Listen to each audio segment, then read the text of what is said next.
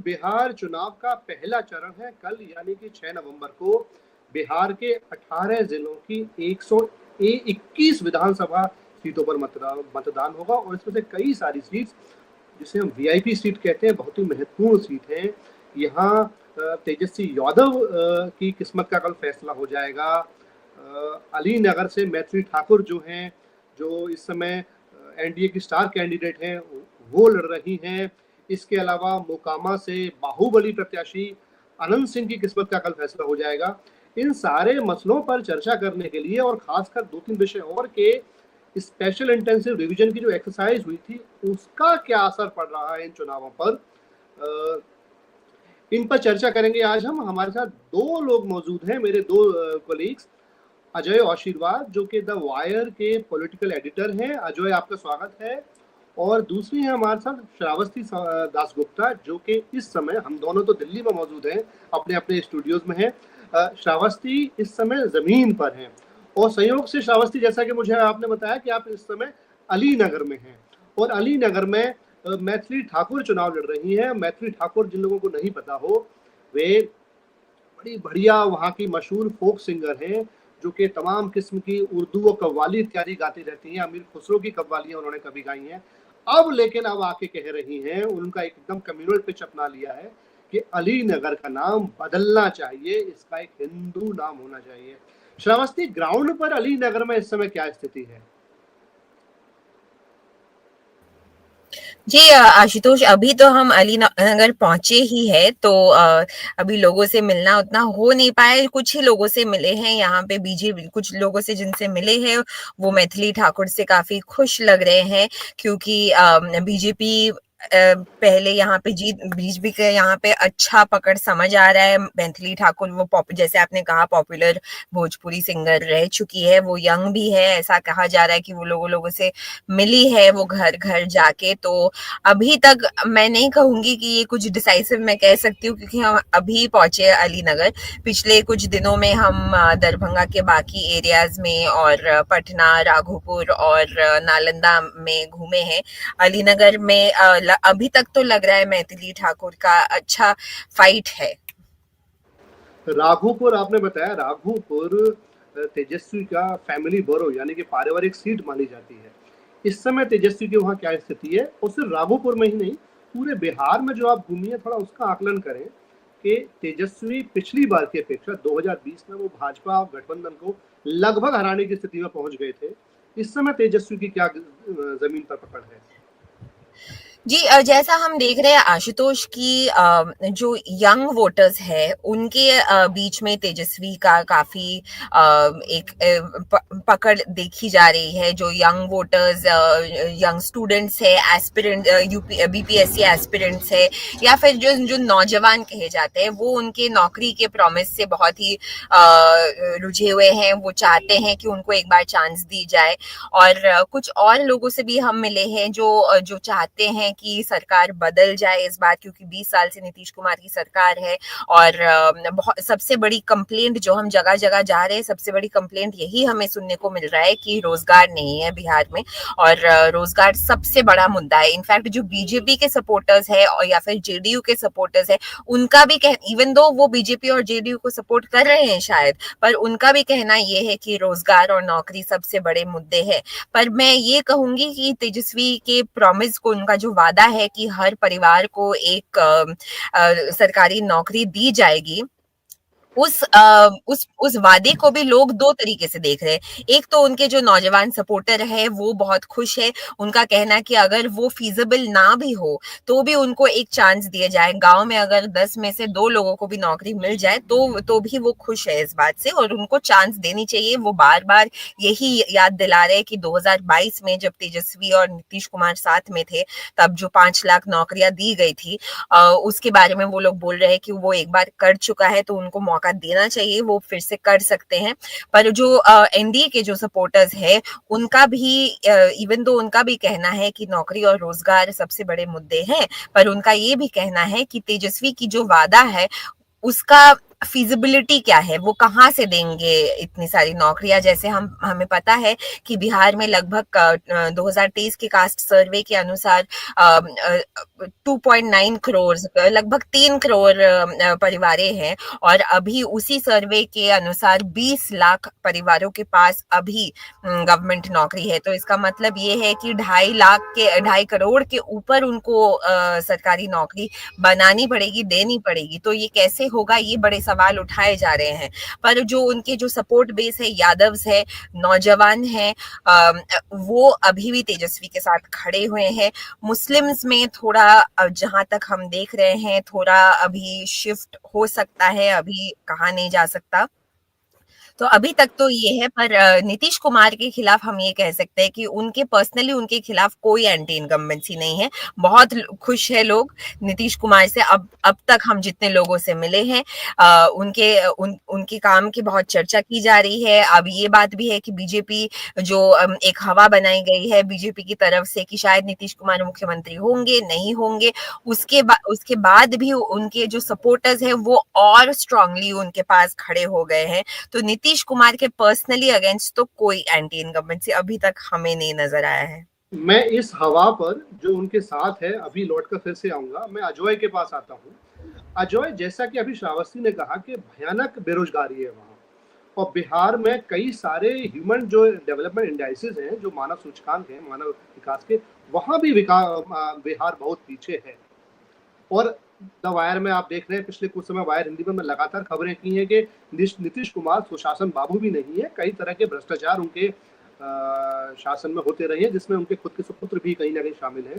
तो अजय, नीतीश की ये छवि बनी हुई है कि इतने सारे तूफानों को वो झेल रहे हैं, इसके बावजूद लोग उनसे क्यों खुश हैं, जबकि बेरोजगारी है और भ्रष्टाचार भी है। जी बिल्कुल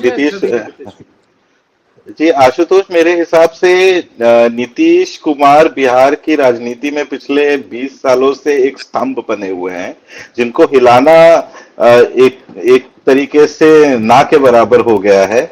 अब चाहे वो एनडीए के साथ सरकार में रहते हैं तो भी वो मुख्यमंत्री रहते हैं, और अगर जब पलटी मारते हैं तो और महागठबंधन की तरफ आते हैं तो भी उन्हीं का नाम मुख्यमंत्री के रूप में ही लिया जाता है। तो एक तरीके से स्थायी मुख्यमंत्री की तरीके से देखा जाए, लेकिन उसके पीछे कई सारे कारण हैं, और वो जो कि सामाजिक कारण है। और जब नीतीश कुमार पहली बार आए तो उन्होंने दो बड़े सामाजिक कैटेगरीज का पर अपना निवेश किया, अपना जो राजनीतिक निवेश होता है, और एक कैटेगरी बनाकर वेलफेयर स्कीम्स की उनकी तरफ टारगेट किए। एक तो है ईबीसी, जो उन्हीं के किए गए कास्ट सर्वे जो सर्वेक्षण करवाया था उन्होंने, उसमें उनकी जो स्थिति है ईबीसी एक्सट्रीमली बैकवर्ड क्लास, उनकी संख्या बिहार के जनसंख्या में 36% मानी जा रही है, जो कि एक बहुत ही सबसे बड़ा, अगर मान लिया जाए अगर कोई कैटेगरी है पॉपुलेशन का, तो वो ईबीसी का है। और उनके वो एक तरीके से मुखिया माने जाते हैं, और मुखिया रहे भी है। हालांकि कुछ सालों में उस ईबीसी की कैटेगरी में कुछ बिखराव देखने को मिल रहा है, लेकिन अभी भी जो सबसे बड़े जो नेता है नीतीश कुमार ईबीसी के, तो वो नीतीश कुमार ही माने जाते हैं। अब ईबीसी, अब ये हो रहा है इस चुनाव में कि अब उनकी शारीरिक व्यवस्था अच्छी नहीं दिख रही है। वो कैंपेन में भी इस बार नहीं उतरे, नरेंद्र मोदी के साथ रोड शो में हर बार दिखते हैं, इस बार वो नहीं आए। और एनडीए की जब घोषणा पत्र जारी की गई तो उसमें भी वो 15-20 सेकंड बोलकर स्टेज से चले गए। अब कंट्रोल्ड एनवायरनमेंट से अपनी वीडियो रिलीज कर रहे हैं और वोट की गुहार लगा रहे हैं।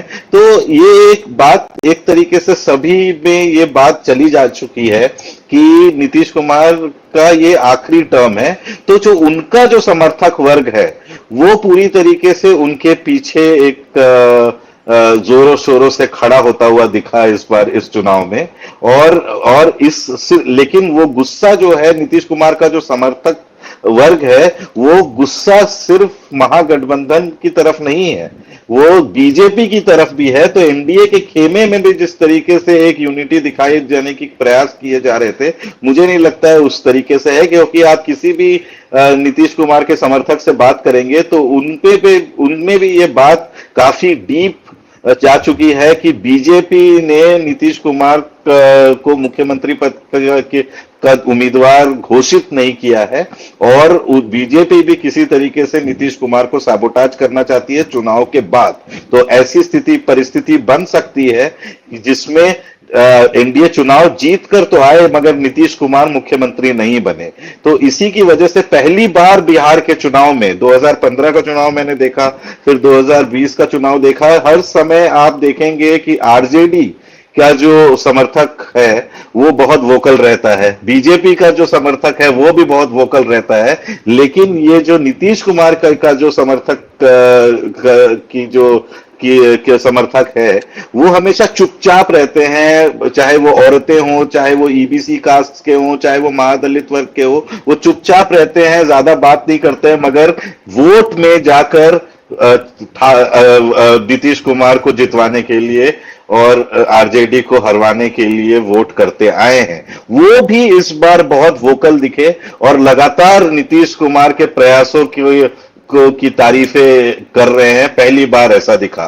लेकिन साथ में अगर आशुतोष आप देखेंगे 2020 में भी हमने बेरोजगारी का जो बड़ा एक मुद्दा था वो तेजस्वी यादव ने बहुत उछाला था। इस बार बेरोजगारी के साथ पलायन भी बहुत बड़ा मुद्दा उभर कर आया है बिहार में, और बेरोजगारी और पलायन के मुद्दों पर ये बहस होती हुई दिखी बिहार की चुनावी धरती पे। अजय, मैं श्रावस्ती, आप रुकिएगा, मैं आऊंगा आपके पास। मैं एक चीज पूछना चाह रहा हूँ कि ये जो नैरेटिव है नीतीश के इर्द गिर्द विकास का, सुशासन का, वो आखिर कैसे बना है? और दूसरा आप एक और नैरेटिव है, वो है जो विपक्ष है उसने जंगल राज को प्रोत्साहित किया है, जबकि आप देखें कि जबकि आप देखें एनडीए के पास अपने बाहुबली हैं, सबसे बड़े हैं मोकामा के महाराजा, जो कि जो हर व्यक्ति इस समय, हर मीडिया जो भी वहां जाता है उन्हीं का इंटरव्यू लेना चाहता है।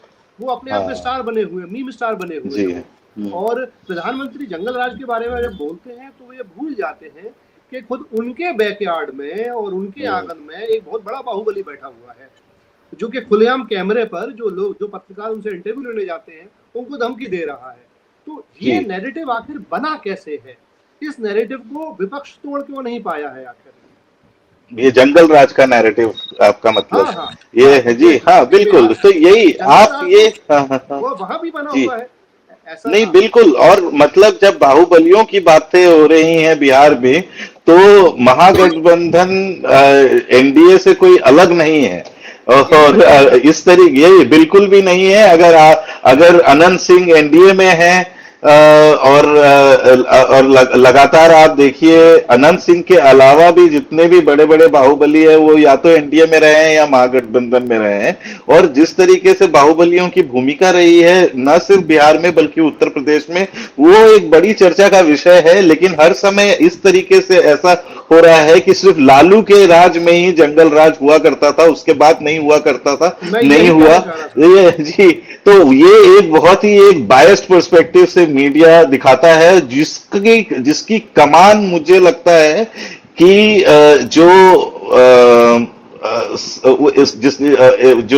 जिनको हम ऊंची जातियां कहते हैं या फिर बिहार में फॉरवर्ड कास्ट कहते हैं, उन्होंने इस तरीके की नैरेटिव को ज्यादा उछालने की कोशिश की है। क्योंकि लालू प्रसाद के राज में जब उन्होंने 20 साल राज किया वहां पर थे, तो पहली बार ऐसा हुआ कि जो अगड़ी जातियां हैं वो अपने आप को पिछले दर्जे के सिटीजन की तरीके से उनको ट्रीट किया गया, तो उनको वैसा लगता है। जबकि और लालू प्रसाद ने जो पिछड़ी जातियां हैं उनको आवाज देने का काम किया है, और ये बात जो है नीतीश का जो समर्थक वर्ग है, चाहे वो ईबीसी हो चाहे वो दलित हो, वो भी मानते हैं कि लालू लालू प्रसाद अगर नहीं होते तो हमारी राजनीतिक भूमिका इतनी ज्यादा पुष्ट नहीं होती, क्योंकि उससे पहले जो है वो सिर्फ अगड़ी जातियां जितनी भी थी, चाहे ब्राह्मण हो, क्षत्रिय हो, भूमियार हो, इन्हीं के हाथ में न सिर्फ राजनीतिक कमान था बल्कि सारा आर्थिक जो जितनी भी रिसोर्सेस है वो भी सारा ही उनके हाथ में था। लालू के आने के बाद बिहार की राजनीति में डेमोक्रेटाइजेशन एक तरीके का हुआ, जिसकी उपज नीतीश भी है। और लालू के जब जब लालू अब लॉ एंड ऑर्डर की अगर आप बात कर रहे हैं तो आप पिछले एक साल का ही अगर आप एनसीआरबी रिकॉर्ड निकाल कर देखें तो नीतीश के राज में लॉ एंड ऑर्डर की जितनी भी पूरी जो ये क्लेम्स थे कि बहुत बढ़िया हो गया है, वो एकदम चरमराती हुई नजर आएगी। यहां तक कि पटना मेडिकल कॉलेज हॉस्पिटल में गैंग्स आते हैं और खुलेआम बंदूक से लोगों का गोली मारकर चले जाते हैं, और हर रोज कोई भी ऐसा दिन नहीं रहा है पिछले 6 महीनों में जहां पर कहीं ना कहीं मर्डर की खबर नहीं आ रही है। और इस बार तो ज्यादा हो गया क्योंकि चुनाव के दौरान राजनीतिक प्रतिद्वंदी को का मर्डर कर दिया गया, और वो 2 दिन तक अनंत सिंह गिरफ्तार नहीं हुए, लगातार इंटरव्यू देते रहे, और उसके बाद जब बात बहुत ज्यादा उछल गई और बहुत मीडिया में कवरेज आने लग गया, उसके बाद उनको रात में अरेस्ट किया गया। लेकिन उसके बाद भी आपने देखा बेऊर जेल में वो लॉज्ड है वहां पर, और उसके फोटोज निकल कर आ रहे हैं कि किस तरीके से पुलिस वाले उनके पीछे पंखा लेकर घूम रहे हैं, और इस तरीके के फोटोज निकल आ रहे हैं। हाँ, वो एनडीए के कैंडिडेट है और अनंत सिंह एनडीए के कैंडिडेट हैं। और इसी तरीके से तो जब ये बात उछाली जाती है कि हाँ इस तरफ शहाबुद्दीन है तो उस तरफ भी आनंद मोहन है और अनंत सिंह है, और सूरज भान जो आज महागठबंधन में थे वो एनडीए के टिकट से लड़ चुके हैं, पहले भी वो भी मर्डर के केस में अंदर थे। तो इस तरीके के आप हर जो राजनीतिक दल है उनको ऐसे लोगों पर डिपेंड करना पड़ रहा है वहां पर, और ये एक बड़ा विषय है जिसको मेरे हिसाब से प्रशांत किशोर ने थोड़ा एड्रेस करने की कोशिश की, क्योंकि मगर वो अभी बहुत छोटी पार्टी है तो अभी तक उनकी आवाज जो है पूरी तरीके से उभर कर नहीं आई है बिहार में। लेकिन उन्होंने अपने कैंडिडेट्स शिक्षित वर्ग से डाला है, उनका ऐसा मानना है, और ऐसे लोगों को नहीं देना है। तो इसी की वजह से तो ये एकदम ही भारी भूल होगी हमारी तरफ से कि अगर हम माने कि एनडीए जंगल राज मतलब महागठबंधन जंगल राज का प्रतीक है और एनडीए विकास का, जबकि विकास की दर आपने खुद ही बताया कि पर कैपिटा इनकम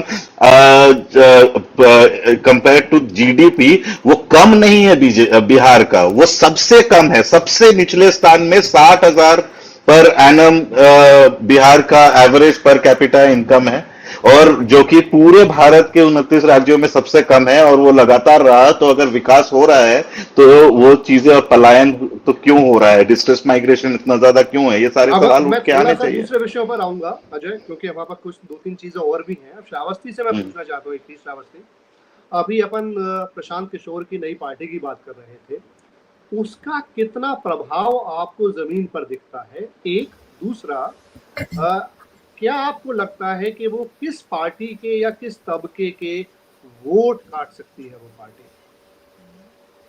आशुतोष, अब वो हर जगह कैंडिडेट पे डिपेंड करता है कि कौन सा कैंडिडेट कहाँ पे फील्ड किया गया है।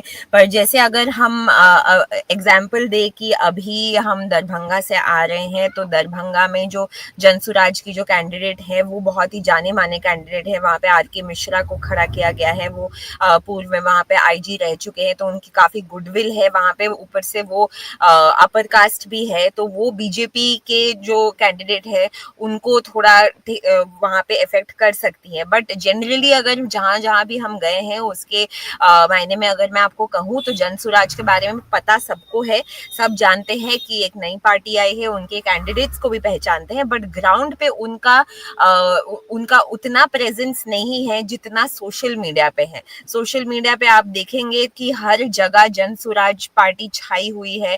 प्रशांत किशोर के रैलीज में बेशक लोग आ रहे हैं, बहुत ही लोग आ रहे हैं, बट जब आप गांव-गांव में जा रहे हैं तब पार्टी का प्रेजेंस ऑन द ग्राउंड उतना नहीं दिख रहा है। और सबका जनरल कंसेंसस अगर मैं ये कहूँ, जिन सबसे भी मैंने बात की है, जिन सारे एरियाज में मैं गई हूँ, उनका ये कहना है कि वो नई पार्टी है। इस चुनाव में तो शायद उनका नंबर नहीं आएगा, बट वो कुछ इफेक्ट तो करेगी वोट्स को। अब फाइनली किसके वोट्स को ज्यादा इफेक्ट करती है वो तो 14 तारीख को ही पता चलेगा। बट ये है कि जनसुराज जो प्रेजेंस है, उन्होंने प्रेजेंस बना रखा है ऑलरेडी, बट वो प्रेजेंस उतना नहीं होगा शायद कि इस इलेक्शन में उनकी सीटें आए, बट वोट शेयर दोनों साइड्स का इफेक्ट कर सकती है। एक और बात, एसआईआर का कितना प्रभाव है वोट बंदी का? एक समय बहुत बड़ा मसला था और इसने लगभग पूरे देश को हिला सा दिया था।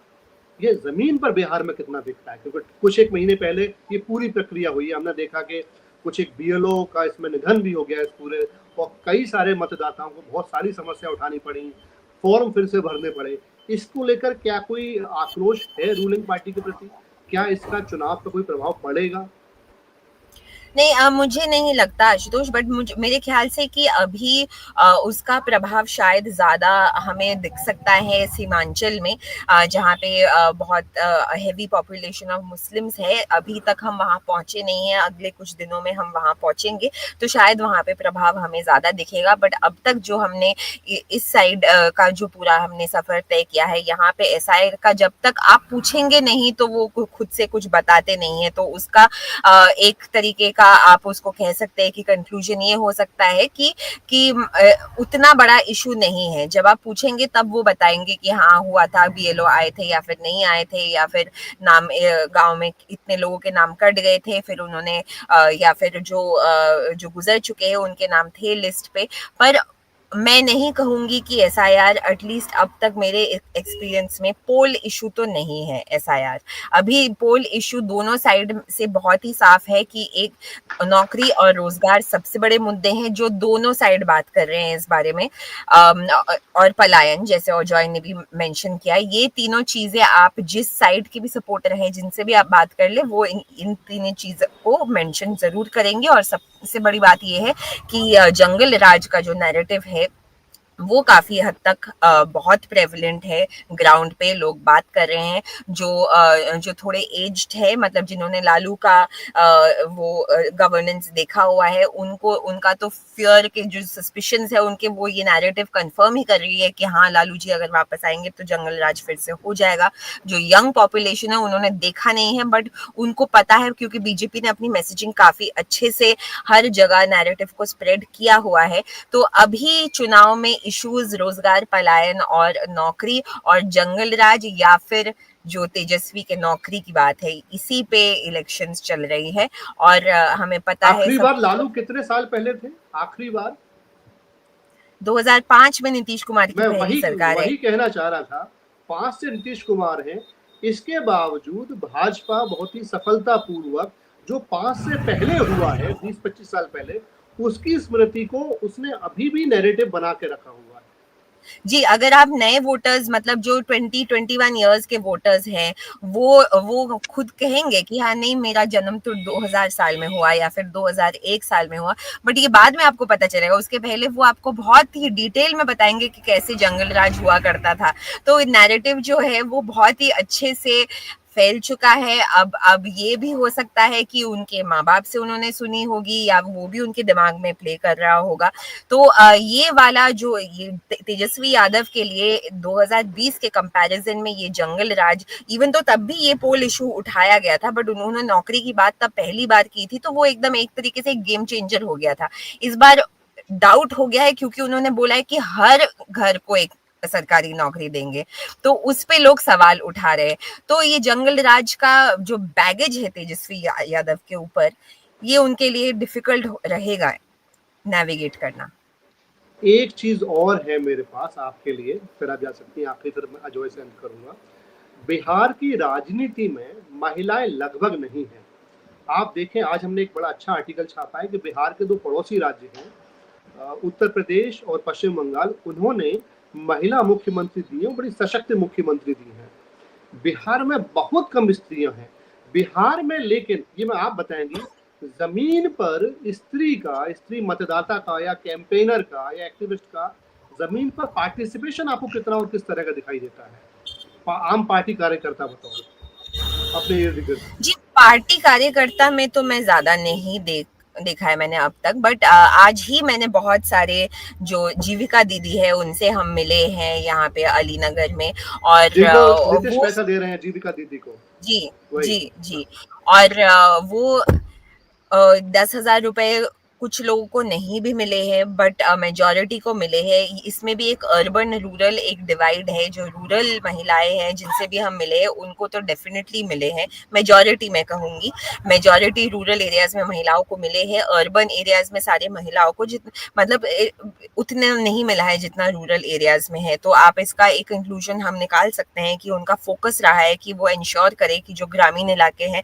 वहां पे महिलाओं को जीविका दीदी का ये 10,000 रुपए फॉर श्योर गारंटी में आ जाए। बट वहां पे जमीन पे औरतें नीतीश कुमार से बहुत खुश है, मोदी जी से भी बहुत खुश है, और 10,000 जो आ गया है, कुछ लोगों का जरूर ये सवाल है कि हमने ये 10,000 रुपए मांगे नहीं थे, और क्योंकि एक उधार है, आपने बिजनेस बनाए, आप अगर आपका बिजनेस चल जाएगा तभी आपको फर्दर इंस्टॉलमेंट्स मिलेंगे।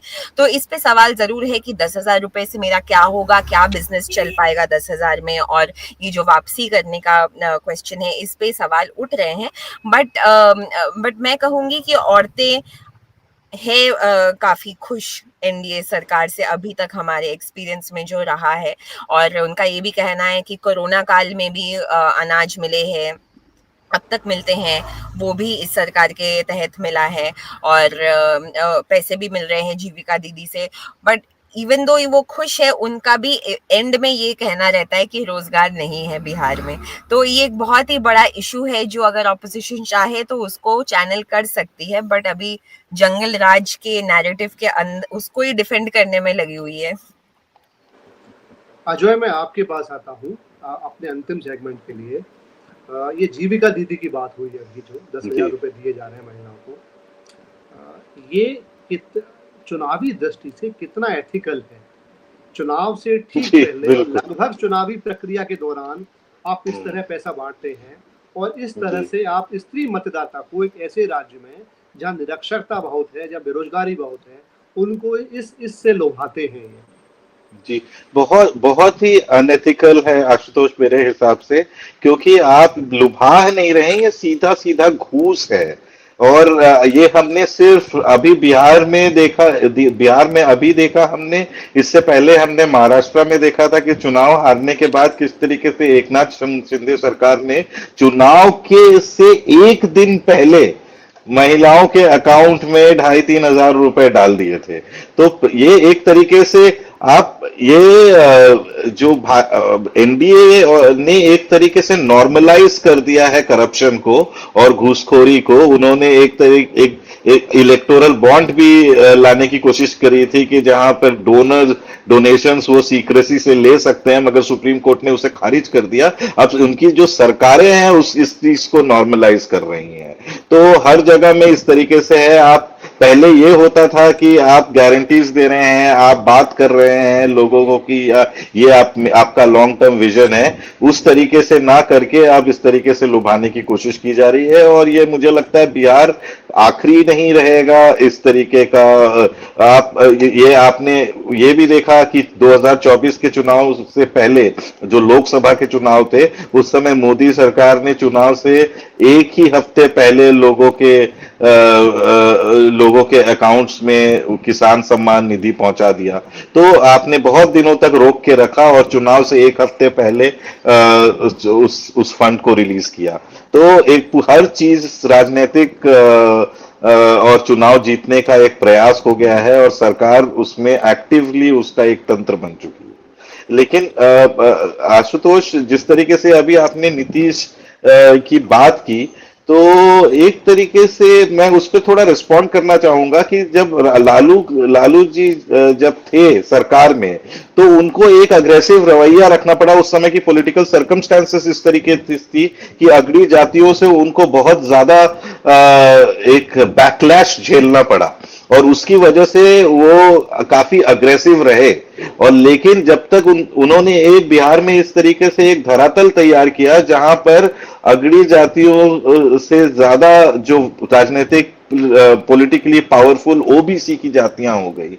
और आज ऐसी स्थिति है कि बीजेपी जो अपर कास्ट का प्रतिनिधित्व करती है वो अपने दम पर चुनाव नहीं जीत सकती है, और नीतीश कुमार को ना चाहते हुए भी उनको अपना लीडरशिप का कमान उन्होंने सौंपा। तो लालू और नीतीश ये दो सबसे बड़े बिहार के स्तंभ है, और जब तक नीतीश आए तब तक एक धरातल तैयार हो चुका था सामाजिक न्याय का।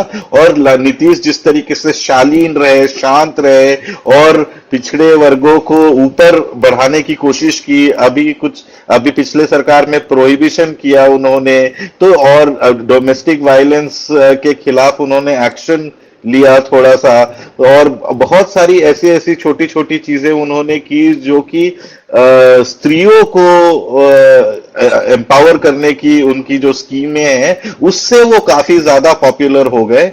और मुझे लगता है वो एक तरीके से फुल्ली लेजिटिमेट है कि नीतीश कुमार इस तरीके से अपनी उन्होंने एक छवि बनाई जिसमें वो जो एक शांति का प्रतीक माने जाते हैं। क्योंकि दूसरी तरफ जो है महागठबंधन का नेतृत्व करते हुए राष्ट्रीय जनता दल है, उस तरफ बीजेपी है, दोनों ही आक्रामक रवैया रखते हैं अपना। वो बीजेपी मुसलमानों के खिलाफ आक्रामक रहते हैं और आरजेडी अलग अलग वर्गों की तरफ थोड़ा आक्रामक रवैया रखते हैं, मतलब उनकी भाषा उस तरीके से होती है। इस पूरे समुद्र में एक ऐसा नेता है जो नीतीश कुमार है, उनका वो शालीन रहते हैं, कम बोलते हैं और अपने काम को आगे लेकर चलते हैं।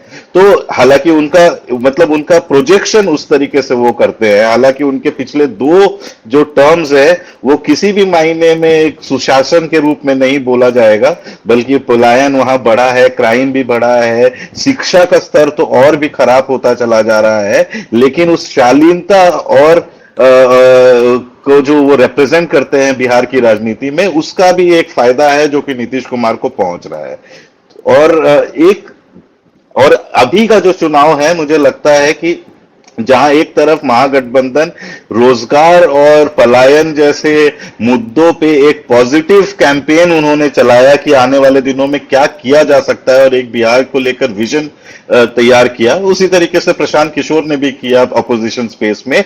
जो सरकार में है बीजेपी और नीतीश ने, उन्होंने एक पूरा ही डिफेंसिव रवैया अपनाया, अपने कामों को आगे ना रखकर, कामों को आगे रखा उन्होंने, ये सब जीविका दीदी में 10,000 रुपए दिए, इन सब चीजों की बात की, लेकिन उन्होंने पिछले 25 सालों में क्या क्या किया, कैसे किया, किस तरीके से शिक्षा या स्वास्थ्य का सुधार किया, वो सारी चीजें ना कह के पूरी तरीके से एक डिफेंसिव नोट में कि अगर लालू आ जाएंगे तो फिर से जंगल राज आएगा, इसका एक भय क्रिएट करने की कोशिश की ग्राउंड में, जो मेरे हिसाब से ये दिखलाता है कि उनके पास अपने पॉजिटिव गिनवाने का ज्यादा उनको उस पे कॉन्फिडेंस नहीं है, बल्कि लालू या फिर जंगल राज का डर दिखाना उनके लिए ज्यादा बड़ा राजनीतिक मुद्दा हो गया।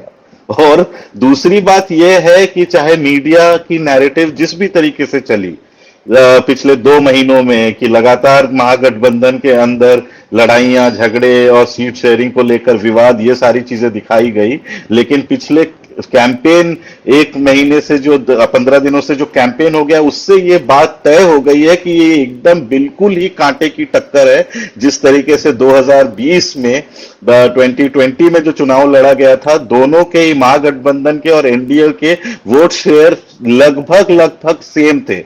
37.26 एनडीए का था और 37.23 महागठबंधन का था। तो कुल मिला के सिर्फ वोट का डिफरेंस 12,700 का ही था, जिसकी वजह से महागठबंधन हार गई। और इस बार भी दोनों के ही जो गठबंधन है, जहां पे चिराग पासवान एनडीए उन्होंने ज्वाइन कर लिया, इधर मुकेश सहनी और आईपी गुप्ता महागठबंधन, तो दोनों के गठबंधन बड़े हैं और मोटे हुए हैं, और उसी तरीके की क्लोज फाइट होने वाली है, चाहे मीडिया जिस तरीके से भी उसका एक आकार दे रहा हो। और तीसरी बात जो मैं ये कहना चाहता था कि नीतीश का ये चुनाव है इसलिए भी है क्योंकि उनकी शारीरिक व्यवस्था इतनी खराब हो जाने के बावजूद भी वो एक राजनीतिक स्तंभ की तरीके से उभर कर आए हैं कि उनको हिला पाना मुश्किल है। और अभी भी अगर वो हार भी अगर जाए वो चुनाव, तो भी नीतीश कुमार एक चुनावी स्तंभ की तरीके से रहेंगे, जिसके बिना बीजेपी वहां पर सरकार नहीं बना सकती है। चाहे पूरे देश भर में बीजेपी का डोमिनेंस हो, मगर बिहार में उनका डोमिनेंस बिना नीतीश कुमार का, डोमिनेंस तो दूर की बात है, उनका टिके रहना भी नीतीश कुमार के बगैर मुश्किल हो जाएगा। बहुत बहुत धन्यवाद अजय इस लंबी चर्चा के लिए। हमने देखा कि किस तरह से नैरेटिव की लड़ाई और जो छवि का निर्माण है वो कई बार जो जमीन पर जो हो रहा है, जो वास्तविकता है, जो यथार्थ है, उस पर हावी हो जाता है। बिहार की असलियत कुछ और है पिछले बरसों की, लेकिन एक नैरेटिव कुछ और बना दिया गया है। देखते हैं कल क्या होता है पहले चरण में। और दोस्तों, आप सभी का बहुत बहुत धन्यवाद हमारे साथ जुड़ने के लिए। धन्यवाद।